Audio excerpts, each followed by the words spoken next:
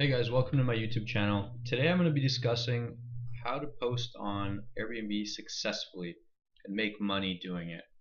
I want you guys to really succeed when you're putting up your apartments or cottages or houses up. And here are a few tricks on how to do that. So first, click on the link below if you're not already an Airbnb member. Click on the link and put in your house type, put in your rooms that you're available. Are you renting out your entire home, or are you just renting out a private room where you're going to be sleeping in one room and then they're going to be sleeping in a different room and you're kind of sharing the house? So that's an option as well. Tell them how many that room or the apartment would accommodate. So let's say you have a 2-bedroom apartment, each have queen size beds, then perhaps you can accommodate 4 people. Enter the city and click continue. Then you're going to be setting up more detailed points about your apartment or your house. So you want to put in the kind of accommodations that you have. Maybe you have an awesome pool, or you have laundry. Any selling points are going to make your listing look a lot more appealing. So what we're going to do is do a case study right now. I'm hitting up Los Angeles here, and I just found a nice little home that they're renting out for 200 Canadian a night. So let's see what they did well and what they did poorly. So they've got, their title is Licensed Luxurious Guest House with Parking Garage. So I'm reading this and I know exactly what it is. Here it says entire house, Santa Monica. They've got tons of reviews, which make them more credible, right? But it's okay. I got my first booking about 12 hours after I put up my ad. So it's important to also have a really good, thorough description. So what they wrote here is they have detached house. They said the neighborhood. They have a big screen TV with HBO, which is great. Private garage, patio. Now this is a big selling point, is travelers usually aren't driving, so let them know how close they are to bus stops and bars, restaurants. Tell them just how appealing your location is. Also, their property has a self check-in, so that's a new feature on Airbnb where a lot of people, a lot of hosts will have kind of a padlock where they'll put the key, they'll tell you the password, and all you do is show up 3 p.m. on check-in, put in the code, take the key, boom, you're signed in, and then on checkout you just leave the key in the padlock and you go. So here they've also got business travel, which is quite similar to what I just explained. Their amenities are pretty cool. They have free parking, kitchen, wireless internet. They've got hangers. It's really important to have hair dryer, things like shampoo, conditioner. Air conditioning in LA is of course important, but where I'm from we don't really need air conditioning, but I put a nice little fan in the summer for anyone that needed it. Your essentials include things like towels and stuff like that. Those are really important to get brand new, I would suggest. Go out, spend 20 bucks, get some nice towels. People really appreciate it. I feel like you should spend most of your time and investments in your bathroom. That's kind of the most private area and people really want it to be nice and clean. They've got heating, they've got a kitchen, wireless internet, so if you're staying with them, you're kind of set up for everything. You don't really need to think about other stuff like picking up a bottle of shampoo. So here they've got their beds, 2 queen beds, 1 double bed, so you can fit 6 people here. They've got some house rules, no smoking. It's important to fill all these things out. Now, cancellations. There are 3 options on Airbnb. You can have strict cancellation, so this is what they have. Cancel up to 7 days before check-in and get a 50% deposit. I think mine is cancel up to 5 days and get a 50% refund, or get a full refund. I'll show you guys the cancellations in a little bit. So, and then they've got the reviews. So sometimes you end up having not the best review, but I find it important to just respond. I've never been in this situation, but I've seen other accounts where they respond, hey, I'm sorry to hear about that. I wish there was something I can do. Explain the situation so other users can understand that maybe you didn't mess up as much as they're claiming that you did. See, but this guy seems to be getting in quite a bit of trouble. So what I've done is, people on my account, people have messaged me privately after they left a review and said, hey man, like, really enjoyed staying, but just to improve your place I would suggest A, B, and C. And one of the first suggestions I got was, hey man, like, your pillows weren't that comfortable. Could you please, for the future I would suggest getting new pillows. I did that right away. Never had an issue with the pillows again. It was a $40 investment. Best investment I've ever made. Someone else mentioned another thing. They wanted a fan.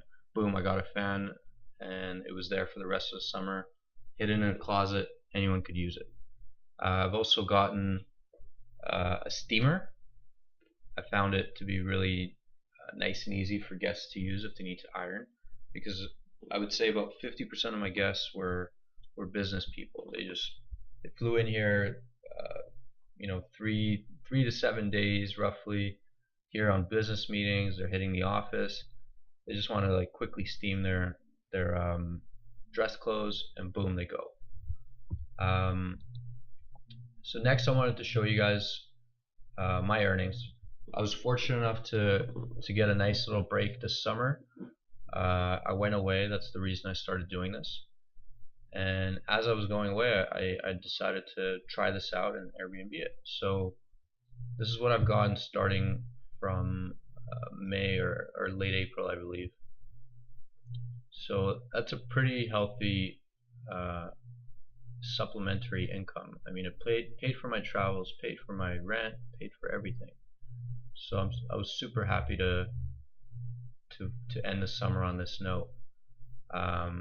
I booked 97 nights so far, so that's about a 30% occupancy rate since I started.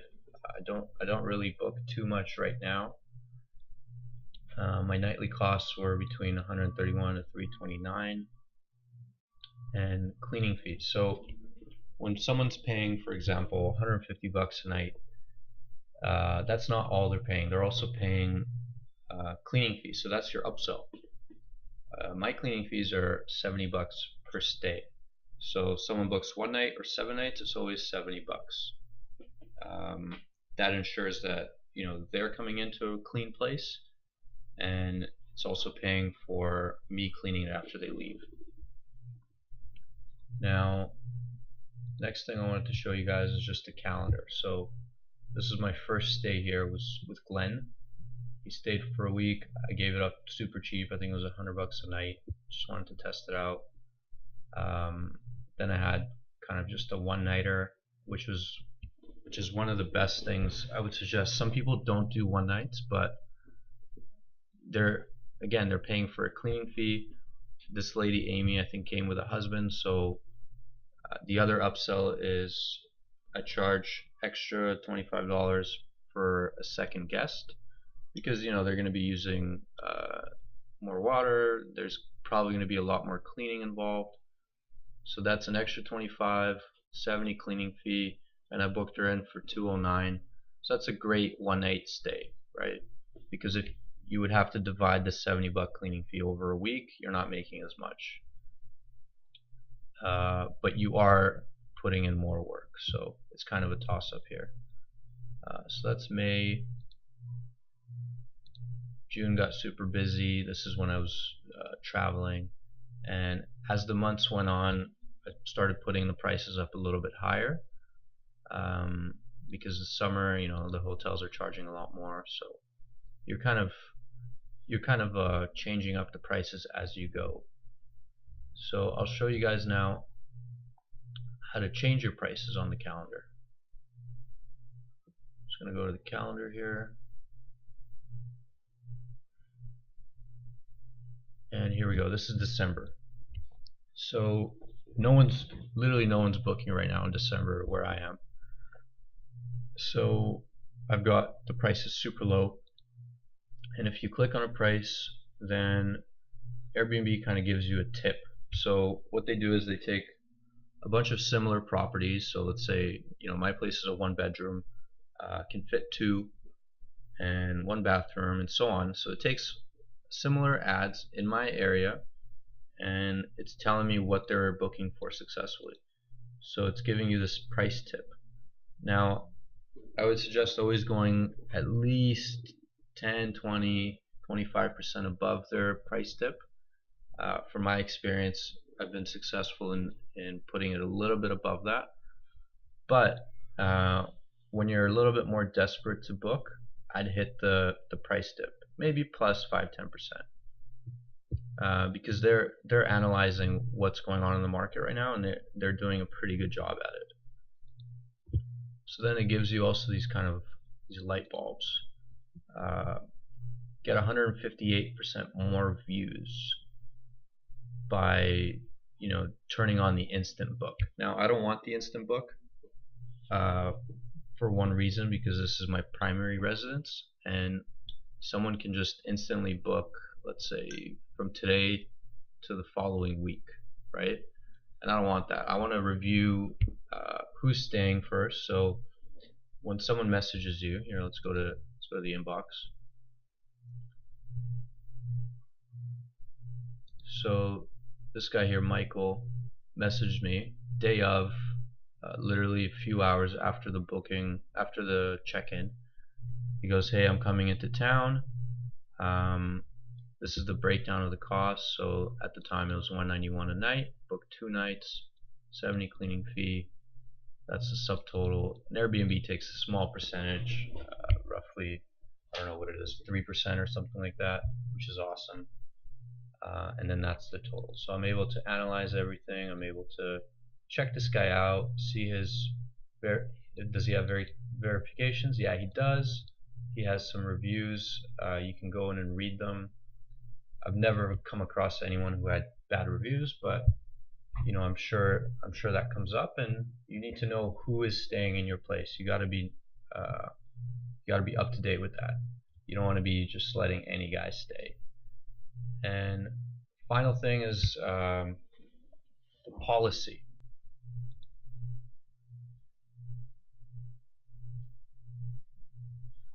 So here's the cancellation policy. I just wanted to verify this because I didn't quite remember it in the beginning of the video. So the strict one we reviewed was 50% refund up until 1 week prior to arrival. So if you book a place and you decide 8 days before your arrival, I don't want to stay here anymore, you get a 50% refund. And then 6 days prior to arrival, you say, hey, I'm going to cancel this, you get none of the money back. And this has happened to a friend of mine where someone booked for $3,000, they canceled, boom, that goes straight to his wallet. Mine's set on moderate. I want it to be a little bit more flexible, easygoing. So that means you get a full refund 5 days prior to arrival. When someone cancels, 5 to 24 hours or even the day of, that's happened before, I get 50% basically, and if they cancel 5 days or more before, then they get a full refund. And flexible is a full refund 1 day before arrival, basically. So that's it, guys. Thank you very much for listening. I hope you're gonna take something away from this and you become successful with your Airbnb. If you have any specific questions, feel free to comment below and I'll do my best to get back to you. Good luck and bye.